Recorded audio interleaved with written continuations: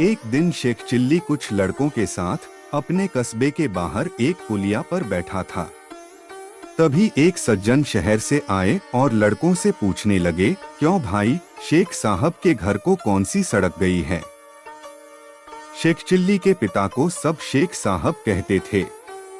उस गांव में वैसे तो बहुत से शेख थे, परंतु शेख साहब चिल्ली के अब्बाजान ही कहलाते थे। वह व्यक्ति उन्हीं के बारे में पूछ रहा था।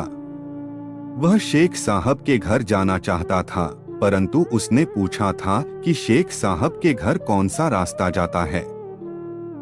शेख चिल्ली को मजाक सूझा। उसने कहा, क्या आप यह पूछ रहे हैं कि शेख साहब के घर कौन सा रास्ता जाता है? हाँ हाँ बिल्कुल, उस व्यक्ति ने जवाब दिया। इससे पहले कि कोई लड़का बोले, शेख चिल्ली बोल पड़ा, इन तीनों में से कोई भी रास्ता नहीं जाता। तो कौन सा रास्ता जाता है? कोई नहीं, क्या कहते हो बेटे? शेख साहब का यही गांव है न? वह इसी गांव में रहते हैं न? हाँ, रहते तो इसी गांव में हैं।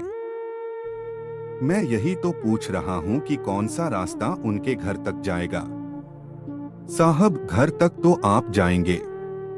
शेख चिल्ली ने उत्तर दिया, यह सड़क और रास्ते यहीं रहते हैं और यहीं पड़े रहेंगे। ये कहीं नहीं जाते। ये बेचारे तो चल ही नहीं सकते।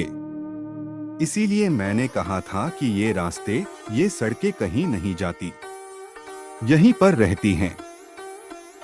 मैं शेख साहब का बेटा चिल्ली हूँ।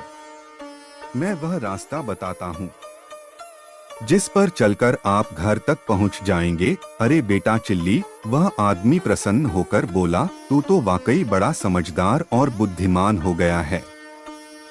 तू छोटा सा था जब मैं गांव आया था। मैंने गोद में खिलाया है तुझे।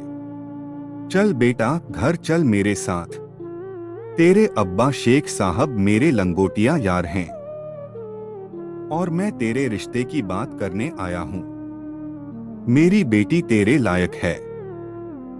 तुम दोनों की जोड़ी अच्छी रहेगी।